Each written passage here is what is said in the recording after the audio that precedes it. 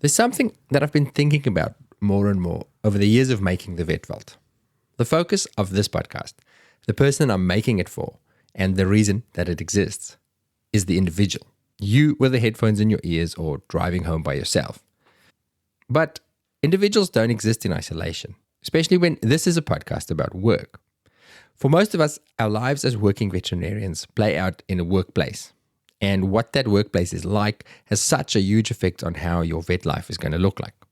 So just focusing on what the individual can do for themselves is an incomplete approach. Which is why if you scroll back on your Vet Vault feed, you'll see quite a few episodes aimed at the leaders of vet practices. Because if they are better at their jobs, then those workplaces become better and we all win. But I have always been a bit wary of this becoming a vet business podcast because A, I am not a business owner. Yes, I've owned my own vet business, but for the past 5 years, that's not what I think about when I'm out on a run. So I don't think I'm necessarily the right person to host a vet business podcast. And B, I started this podcast for you, the individual vet, and I'd like to stay true to what we set out to do all those years ago. But that does leave a gap because many of you listening to this are leaders and practice owners, or will be one day. And running a successful practice where people love to come to work is what keeps you up at night. And you are also individual people who are trying to create a happy vet life for yourself. And let's be very clear, these practice owners, when it comes to the things that could be better in our profession, they're not the bad guys. Well, mostly not. I have met a few over the years. But for the most part, they're just vets. People who want to do what they do well and be happy doing it. Which is why I am so happy to tell you about this project that's been brewing in the background.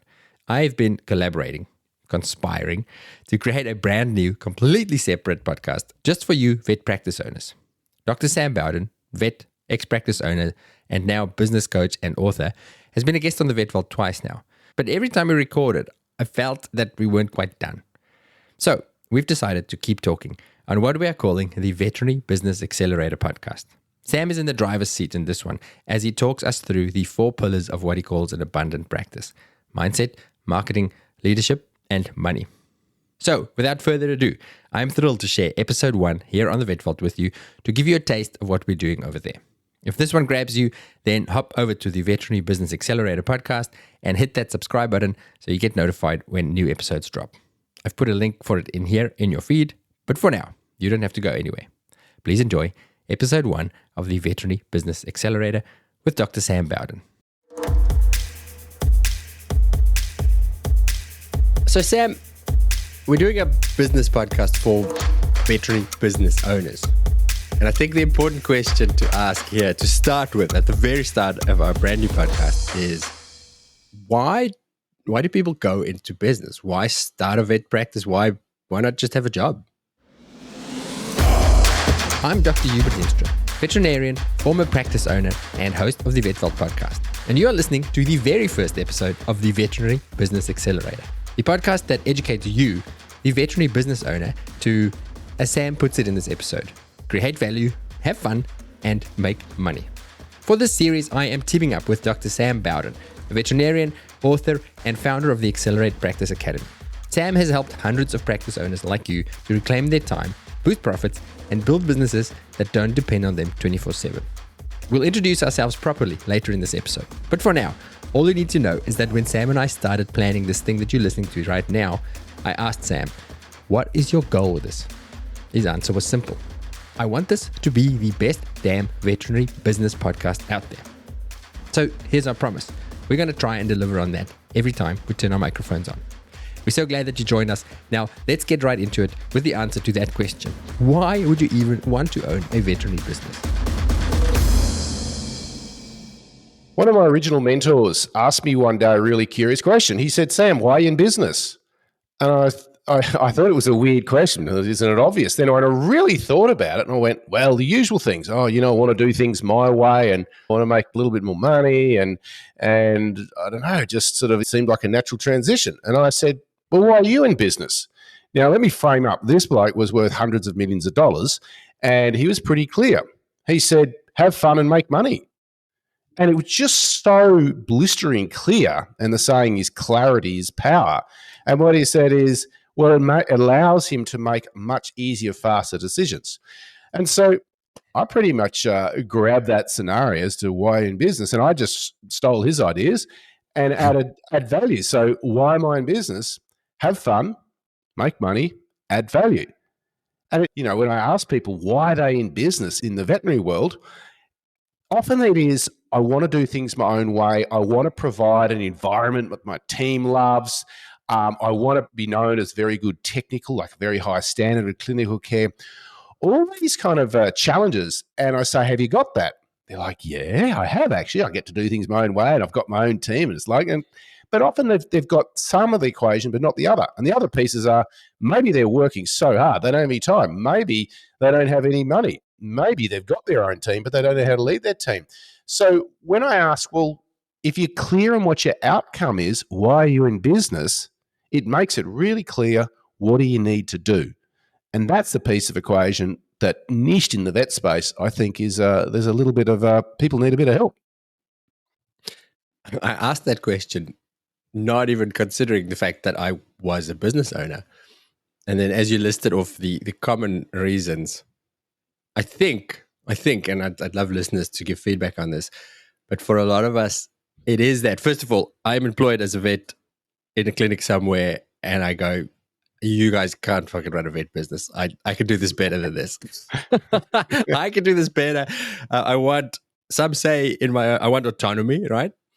And I want to do it in a better way. But your reframe, have fun and make money, is it not a risk for the sort of people who become veterinarians? We want to make an impact, right? We don't study vet because we want to have fun and make money. It sounds kind of shallow. Is there a risk of that? I get what you're saying, because you're right. I have also been that business owner that started with all these high-minded ideas of why I want to own a business, I want to do it better. And there, right, to be honest with you, the vet vault, I love what I do, but I work too hard. It's not, it makes me unhappy often, even though the work is great. Like, it's what I wanted to do. The only reason is, if anyone's not happy about their given scenario, it's because their blueprint, or what they initially had in mind, we all have a blueprint of how we think things should work.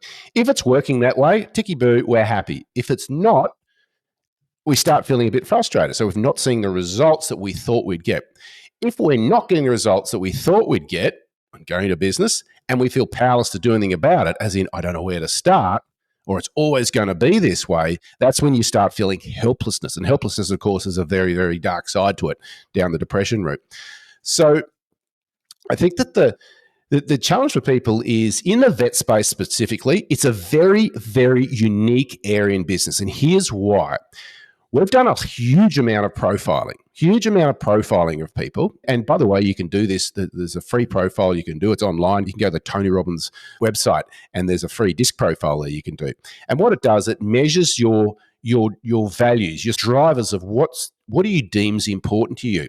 When we profile veterinarians, what we find is one of the profile drivers that they measure is financial, and it's incredibly low. So in the population, on average of everyone that's done this, the average driver percentage out of 100 is about 47, I think. The average vet is less than 10. So let's take this scenario. We take that, one, where naturally the industry is attracting empaths. We're an empathetic group of people, deeply concerned about what people think about us, and we have a low, money is not deemed as it's not about the money. Then you put in an audience, our clients, where, hey, you do it for the love of the animal, not for financial returns. And so there's this, I think this massive fear of a lot of business owners. Oh my gosh, I don't want anyone to think that making money is one of my motives. And yet when I talk to business owners, when I say, why'd you go into business? I can tell you, Hubert, it'd be 1 out of 20 that says, because I wanted to make some more money. Now, they all want to make more money, but they're sure as heck not going to say it, because they think it's almost a bad thing. There's a guilt associated with it. So this is where we talk about the and philosophy is, be a great vet, help a lot of people, and make a lot of money. And coming back to my original mentor's story, he put the and philosophy, have fun and add value and make money. And what it did, it took away any kind of negative kind of thing to it, that making money was just it was an outcome of doing things well, but being okay that it's okay to make money. And that I see as one of the challenges in business, that it's a commercial enterprise in the vet practice. You own a business, and if you're not financial, you don't get to take holidays. You don't get to pay the team what they want. You don't necessarily get the gear that you want to have. And it puts this pressure on that, of course, has some impacts. And the sad thing is, it just doesn't have to be that way. Like, literally, with a bit of reframe, how people view business, it gives them permission to focus on doing a cracking job and making money okay. And when you put those two together, you end up creating what I call an abundant practice. An abundant practice is, there's three things. One, you actually love what you're doing. So you love being a vet, you love running a business. Number two, you make enough money that you're doing really well. And number three, you actually have enough time to then go and enjoy other things outside of working that, to keep balance in your life. We love working, but hey, we also love holidays and we love to do things on weekends. And that's an abundant practice.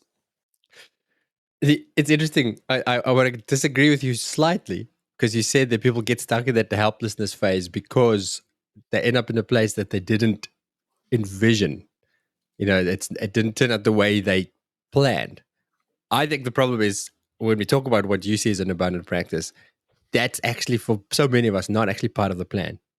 We don't even envisage that. It is just, I want to have my own practice so I can practice my standard of medicine and do it the way I want to do it, and have some autonomy in my life and be a better boss, because we all have that. Oh, my boss is shit. And I'm going to be a much better boss. I'm going to pay everybody well, but we don't actually have that plan in place and outside of my work life, I'm going to have a hobby. I'm going to spend time with my kids. This is going to be the job. And then 5 years later, you go, it's exactly what I planned. I'm doing exactly what I wanted, what I had in mind. And I freaking hate it, because I'm so busy and I'm so tired. They've missed some crucial ingredients. We often see that people, it's a little bit later on in their veterinary practice journey that they go, wow, I've actually got what I wanted. I say, hey, what did you start out? Why'd you go into practice? And they tell me things. And I said, have you got that? Because you always get your primary intention. Like, your brain will find a way to create whatever your primary intention of your reason why. It's just we're all hardwired to do that. And when people study it, they go, yes, I have got what I set out for, but because I didn't have clarity and really map out what's going to be important, what do I actually need when they started, they just assumed by having a practice that all the other pieces would take care of themselves.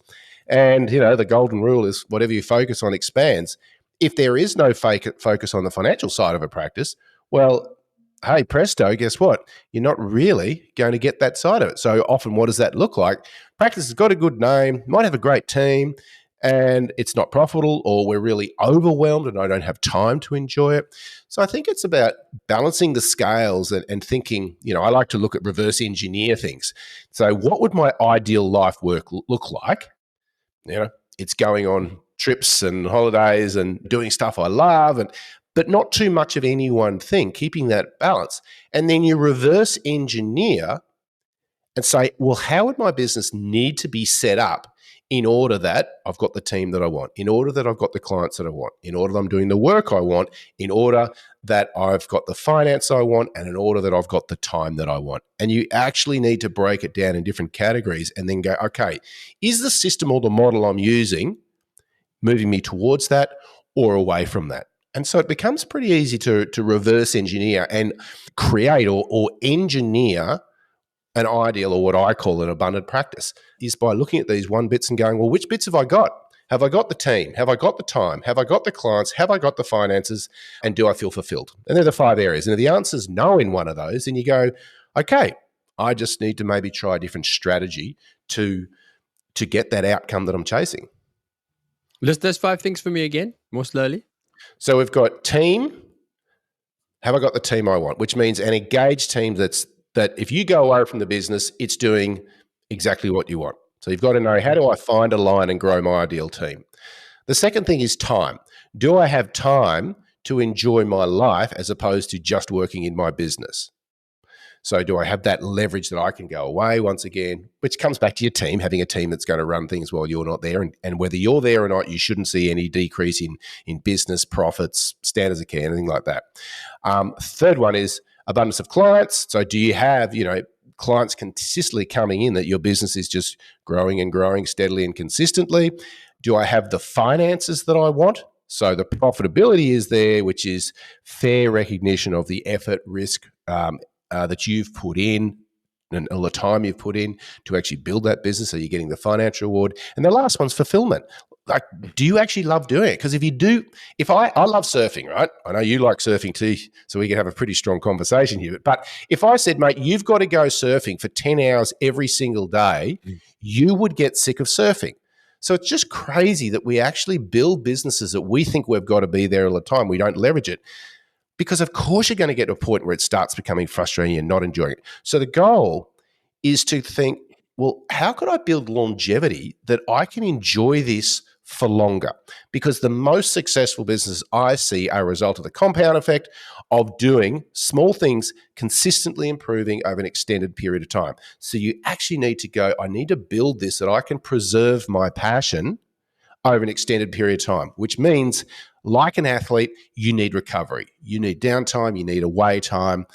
I'm a big fan of, the 8 to 10 week holidays per year. As a business owner, I think is a healthy approach. 12 weeks, even better. It's a healthy approach because I can tell you, after a few weeks on holiday, you start getting itchy. You're excited about getting back in. And if you're excited, you know what it's like. Clients are coming in. It lifts the energy of the team. Marketing starts to work. And so protecting that is really important part of engineering how your business should work. So I raised my eyebrows when you said that around a holiday. And then I immediately think maybe that's part of the problem. Do you think people struggle with giving themselves permission to have that life, to have the money, to have the time off? Like there's a little bit of a guilt almost towards the team going, well, I can't have 8 holidays a week. What are they going to think? I need to be on the floor showing them how to work hard. I don't know. There's that, no, I'm just not quite a martyr attitude, but I'm a responsible adult veterinary practice owner. It's not about the high life. I need to do things tough because that's the way it is. Do you come across that attitude at all? Or is that just my wife? No, belief underlines everything, which is mindset, right? Belief is the underlying thing. If you don't believe you could do it, then that is true for you. Everyone is right by their own theory. So we all have theories and beliefs, and we'll find evidence to support that belief. So if someone's belief is you can't have more than 4 weeks holiday a year, otherwise the business will fall apart, you'll find evidence of that. And whatever we say, the fish stinks from the head down. So whatever's going through between your ears in your thinking, that will play out in your business. So first of all has to come belief, and to come belief that, hey, I could have, and if you're taking 2 weeks a year, just say, okay, 4 weeks a year, baby steps. And the first bit is belief, and then has to come permission that, and it's okay. A lot of people, we see when people sell and they retire, or they start making a lot of money and they're working less, the next thing they actually need to deal with is guilt, because they're like, I shouldn't make this much money. I couldn't have this much time off. Because we've developed a pattern of effort, return. When there's suddenly return with no effort, you feel you're guilty. So it's actually the next part of the mindset you need to work on. I should start a podcast on, once people have sold their practices, how to actually wind down and enjoy what you've created, because a lot of people struggle a bit with that process, and there's an unwinding that they need to do. And you're absolutely on the money. In order to have anything you want in life, you have to give yourself permission. It's okay for you. It's okay for you to have a great relationship. It's okay for you to have great health. It's okay for you to have a really successful business, have this much amount of money, this amount of holidays, this sort of team. And I find that's the deeper work. When people will understand that and shift, it's kind of like a cork. And if you think about a cork is naturally designed to float. Floats up the top. It doesn't have to try. I think that's what humans are naturally like. We're naturally meant to be abundant, naturally meant to, be grateful and successful. However, what we do is we start weighing it down with all these different beliefs. And it's like we're putting all these little lead weights, and it pulls the old cork down and down and down. When you can let go of a belief that's pulling the cork down, what will happen is the cork will just naturally rise. And what we see is results will naturally improve, even without them actually doing anything other than letting go of that belief. And letting go of that belief could be just giving yourself permission that I'm making 5% profit, that I could make 15% profit. As soon as they let go of the belief, they only have to do a couple of strategies, and hey, presto, they'll naturally move to that level. And that's the real game around abundance. I think everyone is designed to be abundant. It's just that we've gathered all these beliefs along our journey of life that start getting in the way of us naturally floating to the top. And my observation is as we start snipping these little beliefs off and replacing with other beliefs, the cork tends to float to the top. It's pretty cool. It's my inclination to ask many questions, and I'm so used to having my guest for one session, and I have to pack everything in. So I have to remember that we have time. We're going to have a whole series of podcasts to dig into the how and the details. Is there time, do you think, in episode 1 to dig into one how, into one practical thing? The snipping of the cork of the financial thing. Is that a short topic, or is that a multi-episode series of how do we change those money hang-ups? Again, you touched on it earlier, but it is that, you can't insult a vet more, and that's why it hurts so much when clients tell us all you care about is the money, because you go, it's not. But even deep inside you go, but it is a little bit about the money as well. I have a story. 3 a.m. in the morning, I was having an argument when I had my emergency clinic, and a client, it was some surgery, I forget, big surgery that we had to do at 3 in the morning, and I was there. And the client threw the line at me. She said, hey, all you vets care about is the money. And I paused and I said, it's not all I care about, but at 3 in the morning, I definitely care about the money. Yeah. She had no answer to that. But I mean, that, and then the other thing is I see it so often in veterinary businesses where the staff will sort of grumble amongst themselves and say, yeah, it's just since the new boss took over, it's just all about the money. They're so money focused. So there's definitely that guilt. Specifically, it's a caring profession. There's that tension between we want to provide a service, we want to care for people and for animals, but we also want to make money, and the two can feel opposing. Yeah. How do we snip that weight from the cork? And that is the challenge: is you have desires that are fighting each other. I want to be liked, and you're playing the or philosophy. I want people to like me, or I want to make money. And this or means I need to choose one or the other, which is the best one to choose. If you're an empathetic person, of course you're going to choose, well, I just want people to like me and be known as a good vet. You replace or with and. I want people to really like me and the service we provide and make plenty of money. You've instantly removed a choice. The two are the same thing. So step 1 is actually going, okay, what do I want? And we always start with clarity. If anything you want in life, you must be clear, what is it that I'm after here? So if you're going to start a podcast, be clear about what the podcast is trying to do. For example, if we will get to that, I'm assuming here, but if you're starting a business, be clear about why you're in business. If you want to talk specifically around finances, here's what you do. You write down a figure on paper, not just in your head. You've got to write it down, how much profit or how much total benefit you want to get out of that business in a financial year. So that might be your wage plus dividends you're paying yourself, or however your accountant has structured your finances. But you want to be clear, this is the amount of money that I intend to make this year. And that's the starting place, is that, and give yourself a mission, which is, and I'm going to do it by providing a 10 out of 10 service, and which means people will love me, and this is the amount of money I'm going to make. And that's the starting point. And all your stuff will come up from there, right? And it's starting, how do you eat an elephant? One mouthful at a time. So we start just chipping away at all the little scumbag voices that are sitting in your head going, that's fine for everyone else, but not you, because you're a scumbag, and your job is to struggle in life. And if you stop struggling, I will feed you a big ton of guilt, so you get back to struggling. And everyone has this scumbag voice, this voice in their head. It's about playing the game with that and rewiring that over a period of time. I tease my wife. This might be off air. She believes that she has to struggle. I told her she has to write a book called The Art of Joyless Living, Finding Fulfillment Through Self-Denial and Suffering. I'll tell you what, I think it'll be a well-read book. I don't think she's a unicorn. I think that'll be a bestseller in the vet space. All right, so you teed me up beautifully there to talk about this podcast. So we have so much value and so much to talk about in the coming episodes. But first of all, what is this job? But let's get clear. What is the job of this podcast? What is it going to do? I've been watching and helping practice owners for close on 20 years now, and hundreds of them. And there's these similar themes that come up again. And we've already touched on some of these, which is giving yourself permission and clarity, etc.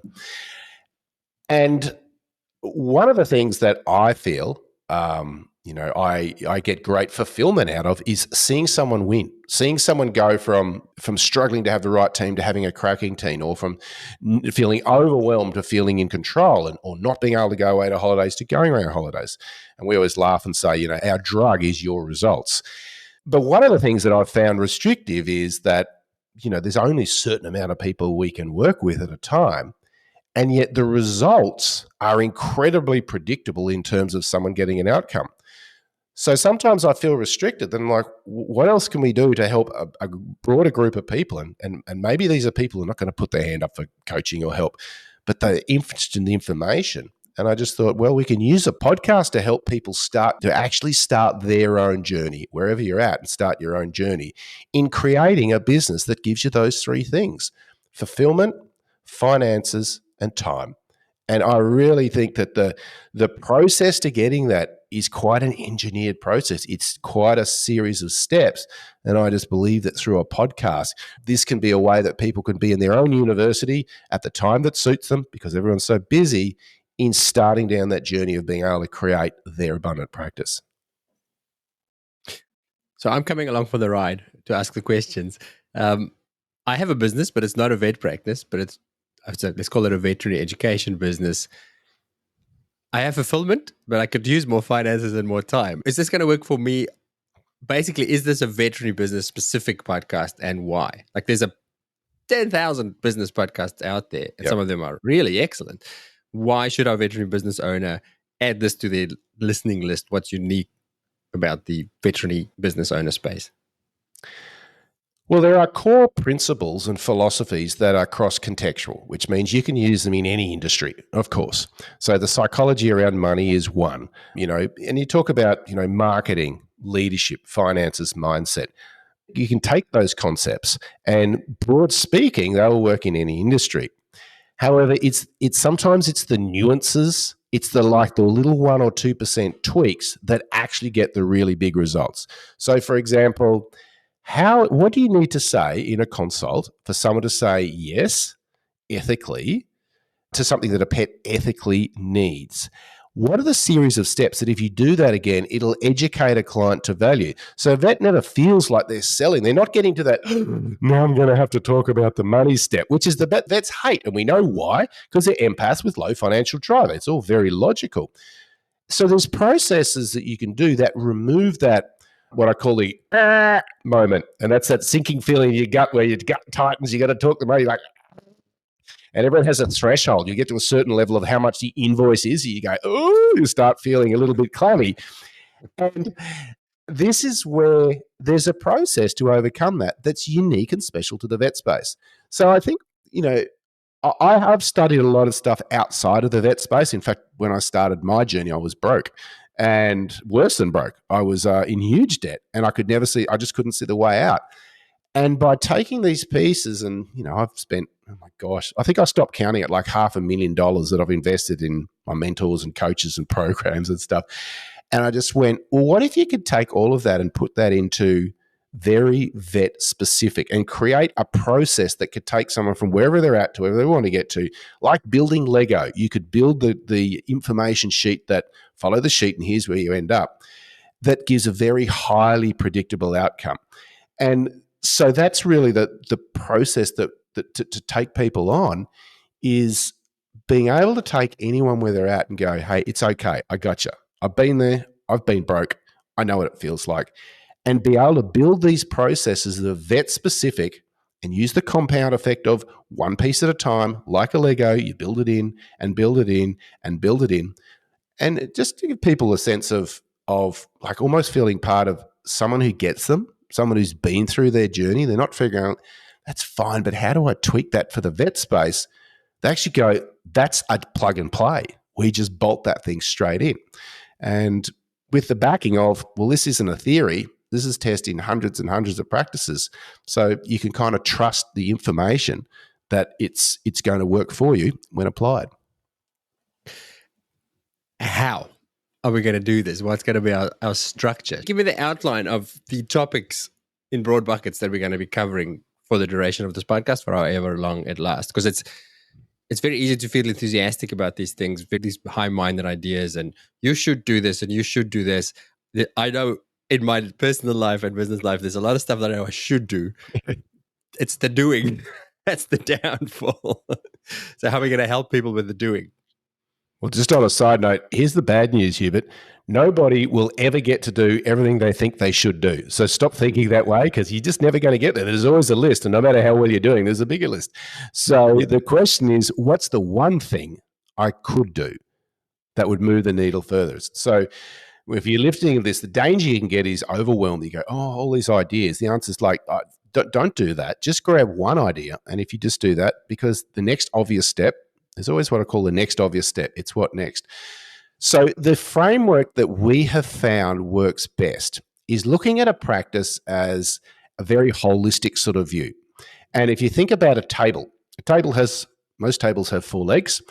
And why? Because it gives it a balance. If I cut one of those legs off and I keep the same rectangular shape of the table's going to start getting a little bit wobbly. Or if I've got a shorter leg, it's a bit wobbly. And if I cut another leg off, table will fall over. So the 4 legs that we see, or the 4 areas of expertise that as a business owner you need to develop in order to have a very stable, robust table, is first of all, of course, mindset. Why do you do what you do? Why do you think what you do? Why do you get to point at $200 or $250 in a consult room? It's because of mindset. So understanding why do you do what you do and why do others do what they do underpins everything. So we call that mindset mastery. The second one is financial mastery, is understanding your relationship with money, like beliefs around money, how much you should or could make. There's a relationship you've got with money that you've formed over a period of time. So it's understanding that, but also then understanding the framework of finances within a business. So getting the point where you could look at a certain dashboard and look at the figures and within 5 minutes know exactly what the next obvious step is in your business. There's no guessing. Every month going, here's where we're going to focus. So that's financial mastery. The third one is marketing mastery, which is what's the 20% of marketing that will give you 80% of your ideal outcome in finding, serving, and keeping your ideal clients. And there's a certain strategy and process to it. And the last one, of course, is how do I find, align, and grow my ideal team? And that's leadership mastery. So if you think about those 4 pillars, mindset, marketing, finance, leadership, those 4, you develop those. And you can't sort of just develop really strong in one because table doesn't sit flat. We want a flat table. So it's a case of rising all 4 concurrently and taking them up. And that's where we've seen practices get the best results, is when they're not just working on one. If they just do marketing, they get really strong at marketing, but they're not leading a team properly, or they've just done leadership and they're not looking at finances. They've got a great team, great culture, and they make no money. So my observations has been you've got to have all 4 at once. So we'll be popping in and out of all of those 4. And of course, there's a fair bit to each one. So, Hubert, we're not going to be able to roll this over in one podcast. No. Okay. All right. As for the how, so our plan for listeners, to just to give you an indication of what to expect with this podcast, the how we're going to do it on the podcast. A podcast has to have a recipe or a structure. And we are going to go with 3 types of episodes. So this is what you'll be hearing over the next months to years, maybe. We will have teaching episodes where Sam will take a concept and talk us through it. So you'll listen and you'll learn. Then we will have coaching sessions where we will try and get one of Sam's clients or one of our listeners or somebody, a practice owner somewhere who's stuck with a specific problem, and they're going to jump on a call with Sam and we're going to talk it through, and the rest of you can listen in, fly on the wall and learn from that. And then we will have the occasional learning episode where me and Sam both learn from an outside expert in veterinary business who teaches something that Sam doesn't teach and I don't know. So interview style podcast where we get to speak to somebody else. That's our structure. That's our plan. We have a roadmap and we are thrilled to have you on board. Sam? Choo choo. Train's leaving the station. Let's go. One thing we forgot.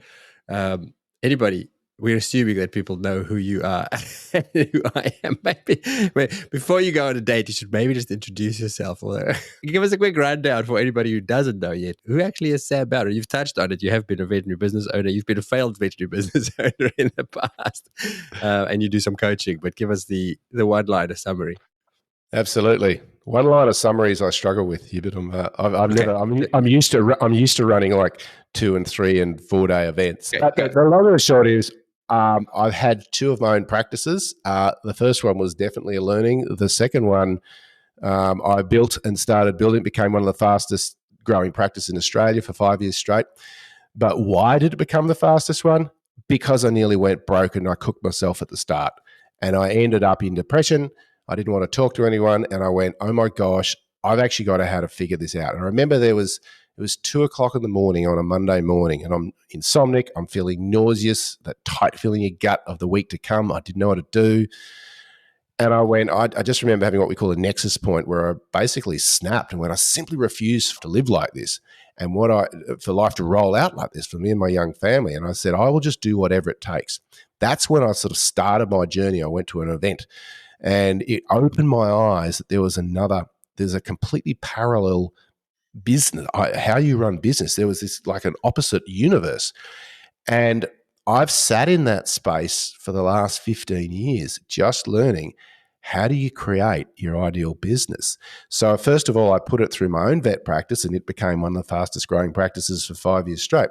But then I started sharing with other business owners, practice owners. I thought, I wonder if this will work for them. And by testing it, they'd go, I got this result. And the thing sort of evolved is I never intended to become as a business coach. I was running my own practice. But it got to a size that I realized that, that's what I enjoyed doing, was helping others get successful in their business. And since that, we've been doing it for the last about sort of 13, 14 years in business now, just helping people do that.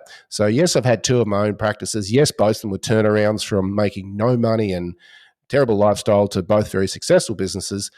But what I get a real kick out is actually taking someone else on that journey without them having to spend, the amount of money and time that it took me, and maybe I'm just a bit dumb, that is likely, a faster journey to get more predictable results. Amazing. All right. So anybody who doesn't know me, I'm Hubert Imstra. I have a podcast, another podcast, The Vet Vault, where I speak. It's aimed at mostly, let's say, employed veterinarians, where I speak to anybody from in and outside the vet profession who can help vets make the most out of their vet careers. So similar goal to Sam. I just have a slightly different audience. It's not specifically business owners. I want you to be happy and fulfilled and for vet life to not suck. I also do a clinical podcast. That's an educational podcast where I get to speak to some of the smartest specialists in the world, and I ask them all of the dumb questions that I've had over the 25 years of my clinical vet career. I do still clinical vet. I do still do 1 or 2 shifts a week, mostly in emergency. And I have been a practice owner. Somewhere in that journey back there for about a decade, I started and built up and ran an emergency clinic in Perth in Western Australia, and enjoyed that and did some things right and did some things wrong. So I have that hat on when I come to these conversations. I get it and I've been there, and I'm so excited to learn from Sam about it as well. And I'm thrilled to be hosting this and bring my podcasting skills, hopefully, to the table. Well, everyone should work in their zone of genius, right? And when it came to producing a podcast, I went, well, Hubert's the best in the business. So super stoked to be able to, 2 of us who have a desire to help people in the industry have a medium that's, I think, incredibly well produced. I listen to the podcast all the time. It's great.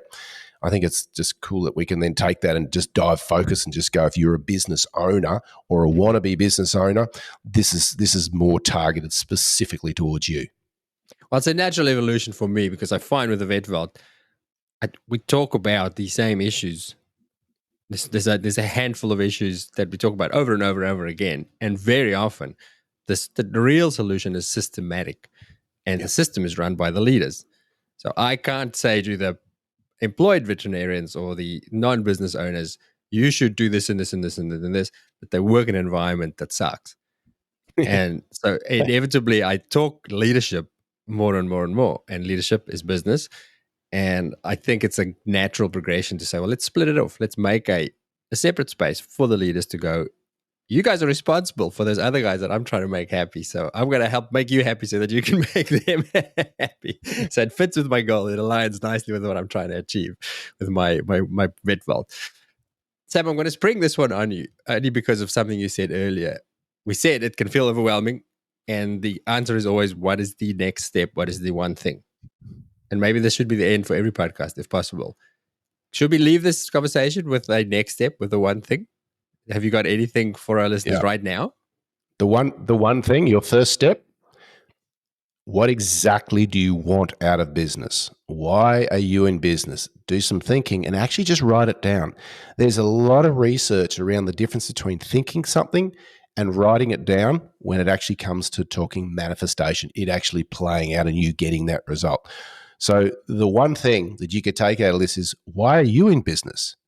And you can just steal mine, have fun, add value, make money. That's okay, because I've found it's a pretty good formula. Okay, we'll leave it there. You have your homework and we'll see you back here next time. And we're excited to start this new thing with you guys. Thank you, Sam. Thanks for joining.